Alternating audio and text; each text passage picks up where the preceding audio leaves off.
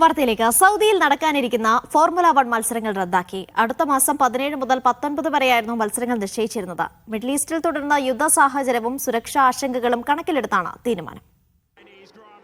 അടുത്ത മാസം 17 മുതൽ 19 വരെയായിരുന്നു മത്സരങ്ങൾ നിശ്ചയിച്ചിരുന്നത്. എന്നാൽ രാജ്യത്ത് നിലവിലും ആക്രമണ ശ്രമങ്ങൾ തുടരുകയാണ്. ഈ സാഹചര്യത്തിലാണ് മത്സരങ്ങൾ റദ്ദ് ചെയ്യാനുള്ള തീരുമാനം. കായിക മന്ത്രി Abdul Aziz bin Turki bin ഫൈസലാണ് ഇക്കാര്യം അറിയിച്ചത്. 2026 FIA ഫോർമുല 1 വേൾഡ് ചാമ്പ്യൻഷിപ്പിന്റെ 5ാം റൗണ്ടായിരുന്നു നടക്കാനിരുന്നത്. മത്സരം നടത്താൻ നിശ്ചയിച്ചിരുന്നത് ജിദ്ദ കോർണിഷ് സർക്യൂട്ടിലായിരുന്നു.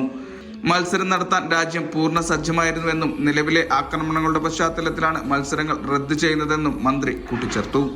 മുൻപ് 5 തവണ വിജയകരമായി ഗ്രാൻഡ് പ്രീ സൗദിയിൽ സംഘടിപ്പിച്ചിട്ടുണ്ട്. ഇതോടൊപ്പം തന്നെ ബഹ്റൈൻ ഗ്രാൻഡ് പ്രിക്സും റദ്ദാക്കിയിട്ടുണ്ട്. ബഹ്റൈനിൽ ഏപ്രിൽ 12-നായിരുന്നു മത്സരങ്ങൾ നിശ്ചയിച്ചിരുന്നത്. Vishal Cherpulassery, media 1, Riyadh.